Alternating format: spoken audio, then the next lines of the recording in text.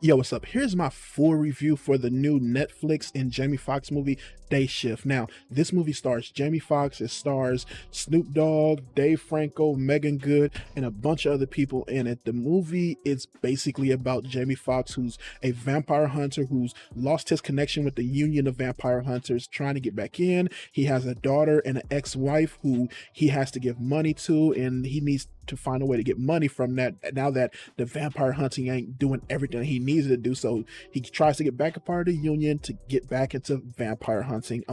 As far as any positives I have for this movie, I would say, man, that the best thing about this movie is some of the action scenes. There's some really, really good stunt work here, and you can tell that the movie, who's directed by the guy JJ Perry, who was a stunt coordinator and did a bunch of stunt work and second unit work on a bunch of other movies like John Wick and stuff. They even advertised this movie as the made by the guy who taught John Wick how to do all his stuff. So all that is really good here. They have some really interesting fight scenes and how the movement of everybody who's the actors is and all these stunt guys.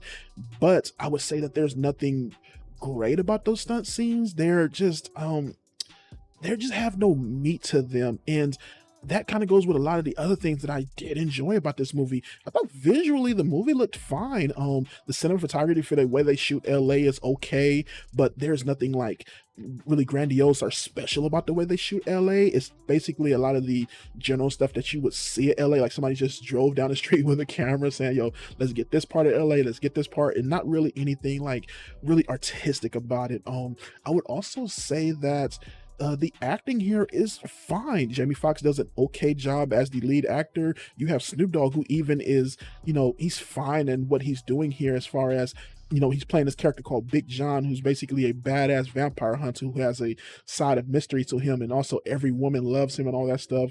Meagan Good as his ex-wife is okay here, and everybody is just fine here, but there's nothing special about them. There's nothing there where you go, I'm watching this movie, I'm really connected with any of the characters, or I'm like having some really interest or fun watching this villain do anything. There's nothing really here that you grab onto, really meet here. The villain in this movie is played by Carla Susana, and she basically plays a vampire who's a realtor, and she's, I guess, buying up a bunch of the valley and stuff like that, and that's where she has her whole hive of vampires at and everything. And somebody in her family gets killed by Jamie Foxx at the very beginning of the movie, and now she wants revenge against Jamie Foxx and is going to take it out against his family and all the people around him. So that could be an interesting story if the dialogue itself wasn't generic. Her actual plan of hunting Jamie Foxx wasn't generic. Like, they have some really, really bad dialogue in this movie where she just spouts these lines where it's like, oh my God, really that's what you got for me? It's just not really great here, man. Like I said, the action scenes themselves, I was somewhat entertained by, but they go on for so long that they become boring at a point. Like, you go back and you watch another vampire movie and something like Blade, or even something like the Underworld movie, those scenes have a uniqueness to themselves. They have their own feeling to themselves, to where you go, yo, what you're looking at right here feels like their own type of vampire movie. Blade himself is very unique in the way he fights, how they use all the characters around him and everything, to where, every time you watch an action scene with Blade in it, you're really driven into it, and you really feel like you're getting something out of it. Here, they're well done as far as the stunt work goes. They're entertaining as far as that, but there's nothing like that is getting you hooked to it. There's nothing that's grabbing you here. With Jamie Foxx as the lead here, I would say the same thing, to where his acting is fine. It really is fine. But, as the lead in this movie, there's not much to him. It not kind of devolves into the whole movie. Dave Franco is okay here, but I wouldn't call him funny at all. He's basically playing a sniveling, what do you call it? Sidekick to Jamie Foxx here, he's his union rep, and he has to basically, stop Jamie Foxx from doing the things that'll get him fired again.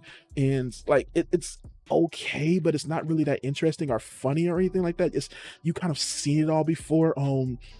what else there? Oh, Snoop Dogg himself. Now, Snoop Dogg character you see maybe 2 or 3 times in the movie, and he's this badass guy called Big John who, all the ladies love him and all that stuff.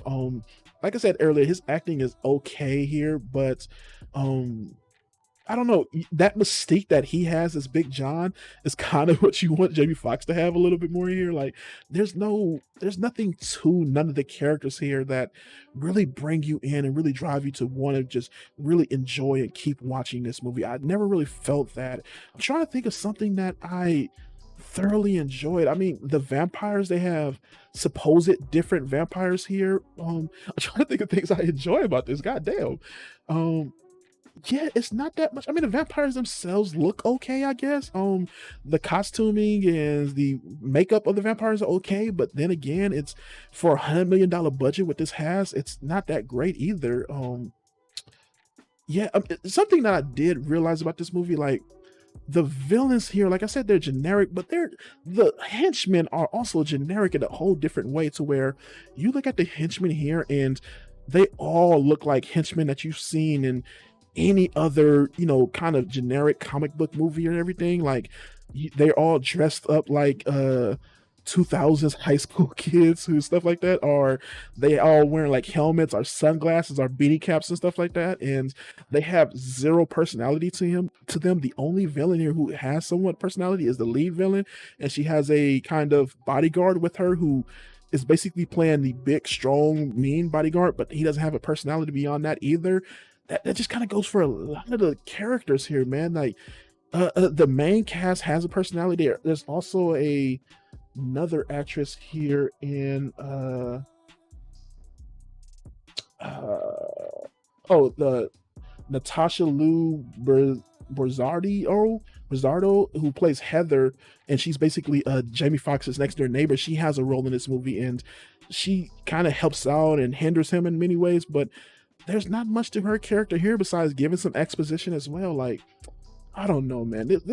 I really wanted to be entertained by this and just want Netflix to put out some, they don't have to be crazy good. They don't have to be like the best thing I've ever seen or anything like that. Just some fun kind of, lower budget action films. I would love to see Netflix really get their hands into creating something like that. And every time I watch one of these movies, I'm just really bored by it. There's interesting ideas here, but it just does not seem that they do anything really good with these ideas. And I just kind of, I'm starting to talk around myself because there's just nothing much to this movie, man. It's generic as all hell, and I just found myself getting bored while watching. I had paused it a few times, like just probably if I seen this in the theater, I would have just stuck with it and just watched it in full and just been mad that I'm still watching it. But sitting at home where you can just pause the movie and do something else and come back to it, it took me a little bit of time to actually get through this. So yeah, as far as my rating goes, I give it a 2 out of 5. Like I said, it looks fine visually, and the choreography of the stunt work is fine here. They even have some guys who working with Jamie Foxx. They do some really good stunt work here, and they're acting as kind of helpers to him. They're fine here, and all the acting is fine. But other than that, this just did not fully work for me at all, man. It made me just want to go watch Blade, a better vampire hunter movie. So yeah, 2 out of 5. That's about my review. I'm out of here. Peace.